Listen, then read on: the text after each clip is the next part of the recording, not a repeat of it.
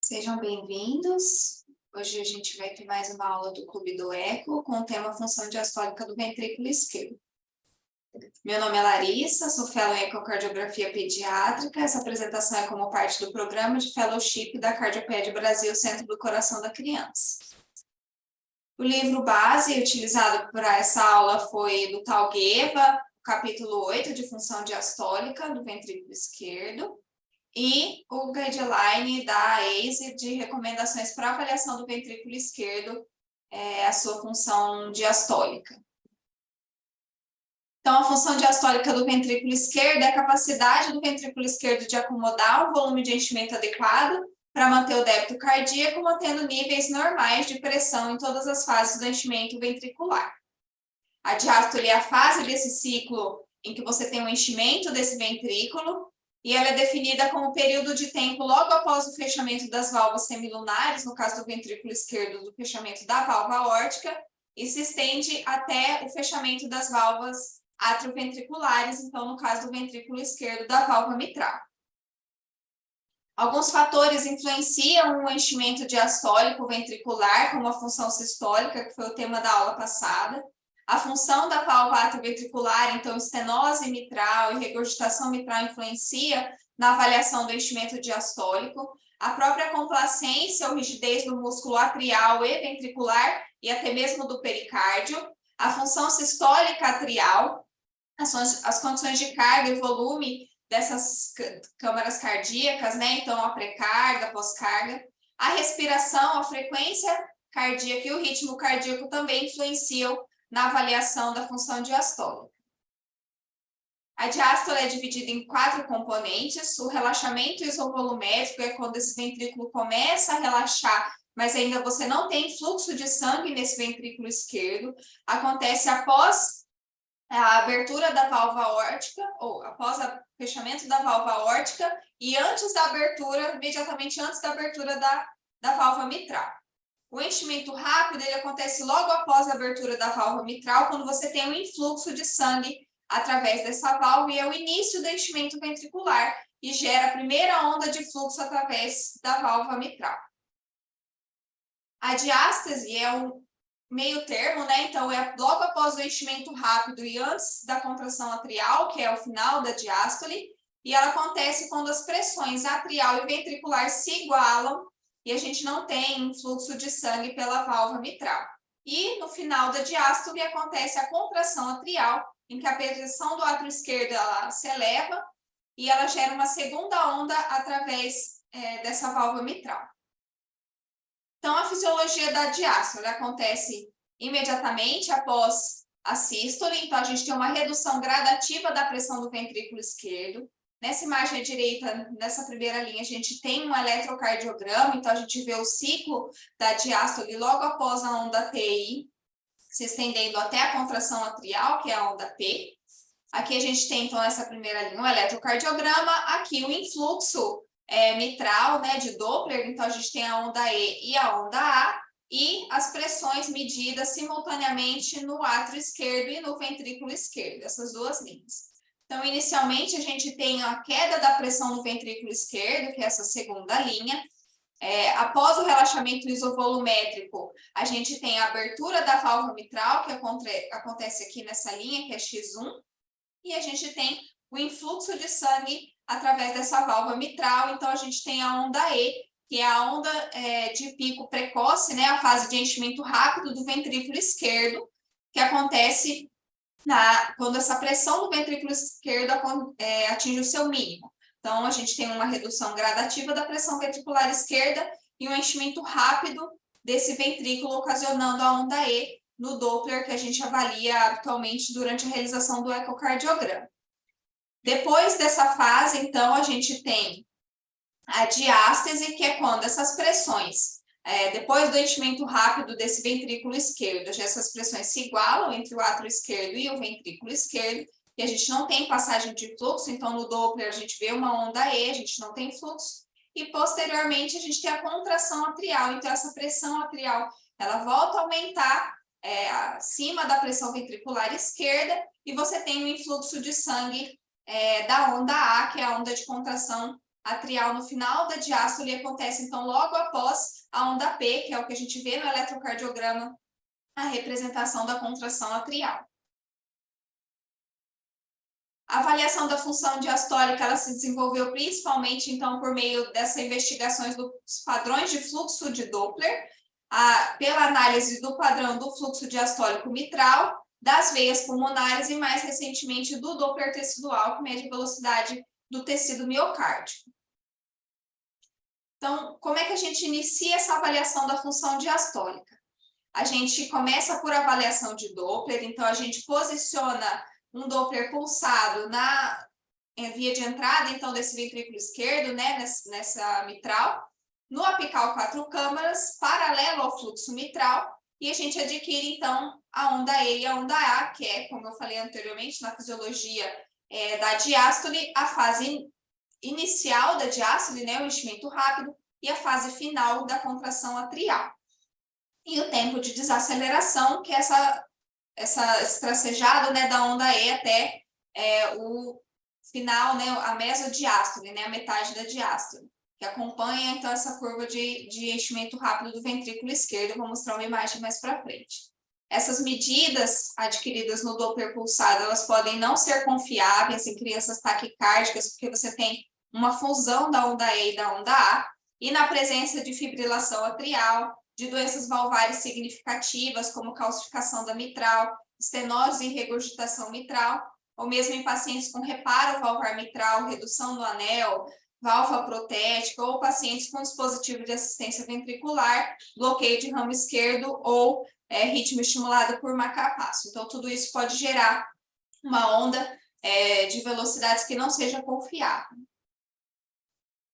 Então, aqui a gente tem a aquisição da imagem. A amostra de volume do Doppler pulsado, ela deve ser posicionada logo abaixo do folheto da válvula mitral, então na ponta desse folheto, distal ao anel. Quanto mais você posiciona esse Doppler pulsado para dentro desse átrio esquerdo, menor é a velocidade que você vai adquirir da onda E e da onda A, então você pode subestimar essas velocidades. Então é importante você posicionar bem o transdutor, então paralelo a esse fluxo, e na ponta da válvula mitral para você adquirir essas ondas de velocidades de influxo dessa válvula mitral. Nessa imagem, a gente tem o relaxamento isovolumétrico, então, como eu mencionei também na fisiologia da diástole, acontece quando você tem um relaxamento desse ventrículo, mas você ainda não tem fluxo de sangue. Ele pode ser adquirido no ecocardiograma a partir de um Doppler contínuo, em que você posiciona num apical 3 câmaras, você consegue adquirir as velocidades tanto do influxo mitral quanto da via de saída do ventrículo esquerdo. Então, você consegue fazer esse cálculo. Depois do fechamento da válvula aórtica até o influxo mitral. Então, você faz esse cálculo. O relaxamento isovolumétrico não entra no protocolo de avaliação de função diastólica, mas nas disfunções graves, então de grau 3 de disfunção diastólica, você observa a alteração do relaxamento isovolumétrico, então ele vai encurtando e você tem alguns parâmetros de gravidade, né, pacientes com disfunções graves que têm, às vezes, esse relaxamento isovolumétrico, que no protocolo está como menos do que 50 milissegundos. Então, você vai observando esse tempo encurtado de relaxamento isovolumétrico nos pacientes que têm disfunção diastólica importante. O tempo de desaceleração, então, ele é medido do pico da velocidade da onda E, que é o do enchimento rápido, até a mesodiástole. É outro parâmetro que a gente utiliza mais como prognóstico, não faz parte do protocolo de avaliação, mas ele ajuda a comparar até o paciente com ele mesmo. Ele é bastante preditor de desfecho nesses pacientes. Em pacientes com disfunção diastólica e com padrão restritivo, né, de enchimento ventricular, a gente tem esse tempo também encurtado, né, de desaceleração, chegando até menos do que 160, 150 milissegundos.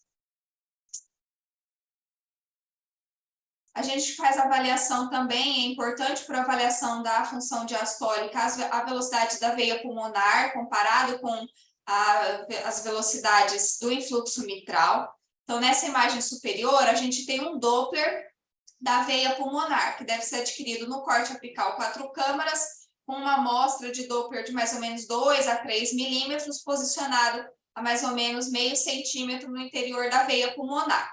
E aí a gente adquire essa imagem, né, das velocidades da veia pulmonar, o fluxo de sístole, na sístole e na diástole da veia pulmonar, e o fluxo AR reverso, então aquele fluxo em volta para a veia pulmonar durante a contração atrial. Tá? Você comparando a duração dessa onda R da veia pulmonar com a onda A de influxo mitral, a gente consegue ter alguns parâmetros de avaliação dessa disfunção diastólica. Então, quando o átrio contrai e você volta muito fluxo ou por muito tempo nessa onda R, ela aumenta de amplitude e de duração, você consegue inferir que você tem uma alteração de relaxamento dessa musculatura do ventrículo esquerdo. Nessa tabela, então, a gente tem a padronização de onde deve ser adquirido, de que forma deve ser adquirido essas velocidades e as suas limitações. Então, principalmente para a gente que faz cardiologia pediátrica, a frequência cardíaca influencia bastante na aquisição dessa imagem, porque por conta da fusão da onda E e da onda A em frequências cardíacas muito altas. Então, a gente tem crianças muito taquicárdicas que prejudicam a avaliação dessa função diastólica.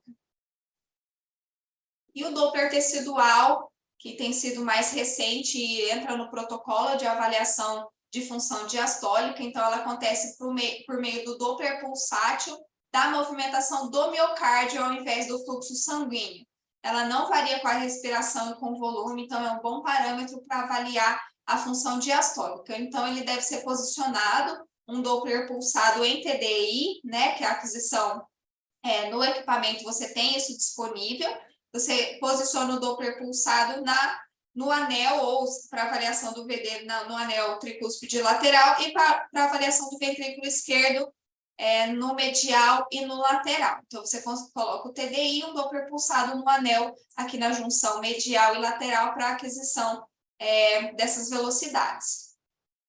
Então, nessa imagem, a gente tem a representação do que você adquire, né, colocando esse Doppler tecidual, aqui no caso no anel lateral mitral. Então, você tem o S, que é a porção do anel na sístole, e as duas ondas negativas, é o E' e o A', que você tem, então, representando as fases do enchimento rápido e da contração atrial. Aqui você também consegue avaliar o tempo de contração isovolumétrico e de relaxamento isovolumétrico. Então, a contração acontece no final da onda A, após a contração atrial e antes da sístole. E o relaxamento isovolumétrico, que é o tempo medido da onda S, então, após essa contração ventricular até a onda E', que é o início do enchimento rápido do ventrículo esquerdo. O volume atrial esquerdo também é importante na avaliação das funções diastólicas, né? Então, ela reflete mais pressões cumulativas, então, a dilatação desse átrio esquerdo na ausência de cardiopatias ou de alterações valvares que justifiquem essa dilatação, então você não tem uma estenose mitral, uma regurgitação mitral importante que faça esse átrio dilatar, você tem uma dilatação e suspeita de uma disfunção diastólica, ele é um fator que ajuda você a confirmar esse diagnóstico e ele está relacionado com a gravidade e fator de risco para um primeiro evento cardiovascular de fibrilação atrial, AVC, até insuficiência cardíaca em pacientes adultos. A velocidade de regurgitação tricúspide, ela também faz parte da avaliação de função diastólica, tem uma correlação significativa entre a pressão sistólica da artéria pulmonar e do átrio esquerdo, então também na ausência de uma alteração pulmonar que justifique você ter uma pressão pulmonar elevada, isso corrobora o fato de você poder ter uma disfunção diastólica. A gente usa como parâmetro de normalidade uma velocidade máxima de insuficiência tricúspide no Doppler contínuo menor do que 2,8 metros por segundo. Então, nessa imagem, a gente observa o posicionamento do Doppler contínuo, no caso, o paciente com insuficiência mitral, e você adquire essa velocidade máxima da insuficiência mitral, no caso desse paciente alterada, né? Então, com uma velocidade de 3,3 metros por segundo. Então, os critérios para avaliação de disfunção diastólica. No caso aqui, com fração de ejeção normal, então, maior ou igual a 50%. O primeiro critério é do Doppler tecidual, então você tem aquela onda E' septal menor do que 7 centímetros por segundo, ou a E lateral menor do que 10 centímetros por segundo, então adquiridos no Doppler tecidual. A relação E' média, e você faz o cálculo, então, da média da E septal mais a E lateral dividido por 2, e você divide a onda E de enchimento rápido ventricular, né, que você adquiriu do influxo mitral, por essa média da onda E' septal e lateral dividido por 2. Se esse valor é maior que 14, você tem mais um critério positivo para disfunção diastólica ventricular. E a velocidade máxima da insuficiência tricúspide, como eu falei anteriormente, então alterado quando esse valor está acima de 2,8 metros por segundo. E a dilatação do átrio esquerdo, sempre importante indexação, né, do volume do átrio esquerdo para a superfície corpórea, maior do que 34 ml por metro quadrado. Então, se você tem nenhuma variável, somente uma variável dessas 4 positivas, você tem uma função diastólica normal. Claro, em pacientes com fração de ejeção preservada e sem doença miocárdica. Se você tem 2 variáveis positivas, você tem uma função diastólica indeterminada. Então, você utiliza outros parâmetros para avaliação, ou você continua avaliando esse paciente para você ver se ele vai evoluir com disfunção diastólica. Se você tem 3 ou 4 variáveis positivas, você já tem um paciente com disfunção diastólica. No caso dos pacientes com fração de ejeção reduzida ou com doença miocárdica que justifique uma disfunção diastólica, às vezes só o influxo, né? Basta você fazer um influxo mitral de Doppler para você conseguir classificar esse paciente. Então, o paciente com fração de ejeção abaixo de 50% ou com doença miocárdica, quando você faz o influxo mitral, se você tiver um EA menor que 0,8 ou uma onda E menor do que 50 centímetros por segundo, esse paciente já tem disfunção diastólica, mas era uma disfunção grau 1, né, com uma pressão de átrio esquerdo normal. Se você tiver um desses parâmetros positivos, né, então um EA maior do que 0,8, mas menor do que 2, ou uma onda E maior do que 50 centímetros por segundo, você vai continuar avaliando os outros critérios, que é a onda E' maior do que 14, a velocidade de regurgitação tricúspide, o volume do átrio esquerdo, e dependendo de quantos critérios você tiver positivo, você vai classificar esse paciente com disfunção grau 1, grau 2, ou você vai manter a avaliação desse paciente. E se você tiver um EA já maior do que 2, você já vai classificar esse paciente como disfunção grau 3, com uma pressão de átrio esquerdo elevada. Condições que levam, então, a essa alteração do relaxamento do ventrículo esquerdo. Então, são aquelas que eu mencionei anteriormente, como disfunção, pacientes que têm alteração já de relaxamento. Então, você já subentende que esse paciente já tem uma disfunção diastólica desse ventrículo esquerdo e você já vai classificar ele em grau 1, grau 2 e grau 3. Então, pacientes com hipertrofia ventricular esquerda, cardiomiopatias dilatadas, restritivas, doenças cardiovasculares, como as coronariopatias, e paciente que já tem disfunção do ventrículo esquerdo, então com fração de ejeção abaixo de 50%.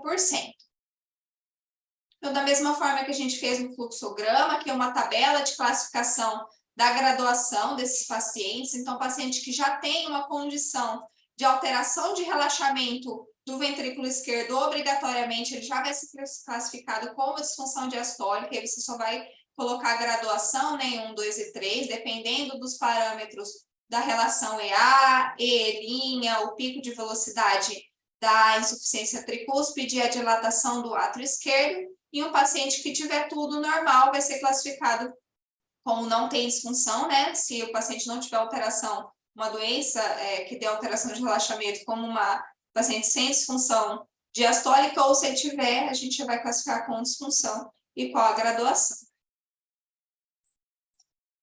Os achados adicionais na avaliação da disfunção diastólica, então, além de tudo que a gente já avaliou para classificar esse paciente ou para diagnosticar ele com disfunção diastólica, tem alguns outros parâmetros importantes na avaliação. Lembrando que esse protocolo, ele é de adulto, né? Então, não necessariamente se aplica a todas as condições nas cardiopatias congênitas, principalmente. Então, a gente tem algumas limitações para avaliação de disfunção diastólica nos nossos pacientes, mas é importante, então, a gente avaliar aquele fluxo pulmonar, né, a R do fluxo pulmonar comparada com do fluxo mitral. A manobra de Valsalva também ajuda a distinguir um padrão de EA pseudonormal e a onda L do fluxo de entrada mitral, assim como o strain global longitudinal do ventrículo esquerdo anormal também tem sido correlacionado com alterações do relaxamento, né? Então, disfunções diastólicas, os pacientes que têm o strain alterado. Então, a avaliação do fluxo mitral e da veia pulmonar. Como eu mostrei anteriormente, deve ser feito a aquisição correta, no apical 4 câmaras, com todas aquelas indicações, né, do posicionamento correto da amostra para aquisição do fluxo da veia pulmonar. E a gente tem como parâmetro uma duração da onda R do fluxo venoso pulmonar menos a duração da onda A do fluxo mitral acima de 30 milissegundos. Então, aqui nessa primeira imagem, a gente tem um Doppler do fluxo mitral em um paciente com disfunção diastólica. A gente observa que a onda A ela reduz de amplitude e de duração. Então, a gente vê que é um padrão anormal de influxo mitral. E a relação EA é maior do que 2. Então, esse paciente já entraria como uma disfunção grau 3. E a gente tem a medida da duração dessa onda A comparada com a duração da onda AR, né, reversa do fluxo venoso pulmonar, maior do que 30 centímetros por segundo. É importante também a gente avaliar, tem alguns parâmetros, principalmente para avaliação de gravidade, da relação da onda S e da onda D do fluxo pulmonar. Então, a medida da onda S, né, da sístole e da diástole na veia pulmonar, essa relação menor do que 1 também fala a favor de alteração de relaxamento, né, disfunção diastólica desse ventrículo. Então, a onda S nos pacientes com disfunção diastólica, ela vai diminuindo e a onda D vai aumentando. Então, esse também é um Doppler da veia pulmonar alterado em um paciente com disfunção diastólica.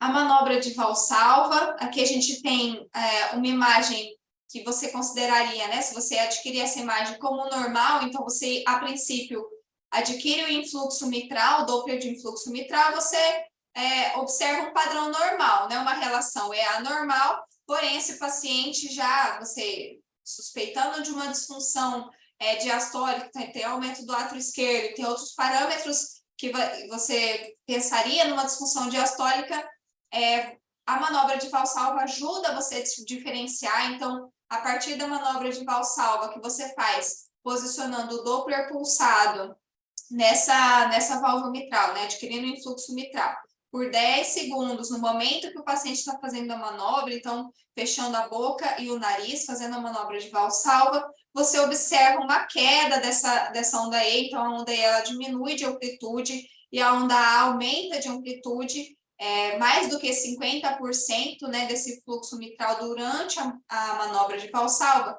Esse paciente, ele também é altamente sugestivo de aumento da pressão de enchimento ventricular. Então, nessa primeira imagem, a gente observa como muda esse padrão, a gente fala que é um pseudo-normal, né? Esse paciente não tem esse influxo normal da relação EA, então quando você faz a manobra de Valsalva, você observa essa alteração, e durante a manobra, nessa imagem aqui inferior esquerda, a gente observa que durante a manobra de Valsalva, esse paciente tem essa alteração desse padrão e da relação EA durante a realização da manobra, então com uma manobra positiva. A velocidade de onda L da mitral, então a gente também adquire o Doppler do influxo mitral, e a gente observa aqui, onde era para a gente ter na diástase a ausência de fluxo, né, entre o átrio esquerdo e o ventrículo esquerdo, a gente mantém um fluxo. Então, é um enchimento lento desse ventrículo esquerdo durante a fase da diástole, né, da função diastólica, né, das fases de enchimento diastólico. Então, a gente tem essa persistência de fluxo entre a onda E e a onda A. Se for maior do que 20 centímetros por segundo, a gente tem um marcador de pressão elevada no átrio esquerdo, então falando a favor de disfunção diastólica. Da mesma forma, a gente observa essa onda L mitral no Doppler tecidual com TDI do anel septal, que é essa imagem inferior, então essa onda entre a onda E e a onda A, e ela é bastante específica para cardiopatias específicas, como a cardiomiopatia hipertrófica. Então, quando você encontra esse achado num paciente com cardiomiopatia hipertrófica, ele fala muito a favor, né? A gente corrobora o seu diagnóstico de disfunção diastólica, mas tem uma sensibilidade baixa, então é encontrado em poucos pacientes. Aqui a gente tem um exemplo do nosso serviço de uma cardiomiopatia restritiva, então você já sabe que o paciente ele tem uma disfunção diastólica e você consegue observar isso. Então aqui a gente tem o influxo mitral, o Doppler de influxo mitral, com uma relação EA maior do que 2, então 2,3, você já classificaria esse paciente como disfunção grau 3. Uma velocidade da regurgitação tricúspide, então o pico dessa velocidade maior do que 2,8, a gente observa aqui de 3,3 metros por segundo. A aquisição do Doppler tecidual desse paciente no anel lateral, então o E' lateral menor do que 10 centímetros por segundo, no caso esse paciente tinha 5,3 centímetros por segundo, e a aquisição do E' septal menor do que 7, então nesse caso de 3,8 centímetros por segundo. Então são todas as alterações desse paciente que falam a favor de uma disfunção diastólica já grau 3, e ela tinha dilatação também do átrio esquerdo, então ela preenchia todos os critérios para disfunção diastólica. Claro que esse paciente com cardiomiopatia restritiva, a gente já sabe que ele tem disfunção diastólica, a gente só faz os parâmetros para graduar. E algumas cardiopatias específicas têm protocolos para a gente classificar esses pacientes, então a própria cardiomiopatia hipertrófica, a gente observa a relação E', a gente tem outros parâmetros, esse é um fluxograma aqui também, do protocolo das recomendações da ACE. Então, cada cardiopatia, uma cardiopatia hipertrófica ou restritiva, vai ter parâmetros específicos para você graduar entre grau 1, grau 2, grau 3. Então, eu vou deixar disponível, porque é uma coisa que a gente acaba consultando mesmo para fazer essa classificação. Não são parâmetros que a gente precisa decorar. Da mesma forma com as doenças valvárias, então, principalmente as alterações mitral, então a estenose mitral, a regurgitação mitral ou a calcificação do anel mitral, e as alterações aórticas, então a estenose aórtica, a regurgitação aórtica também tem parâmetros específicos para avaliação e graduação desse paciente, porque interfere bastante na avaliação da função diastólica. Os pacientes transplantados e os pacientes com arritmias, então com bloqueio de ramo ou com marca-passo, ou pacientes com fibrilação atrial. Essas foram as referências que eu utilizei. Obrigada.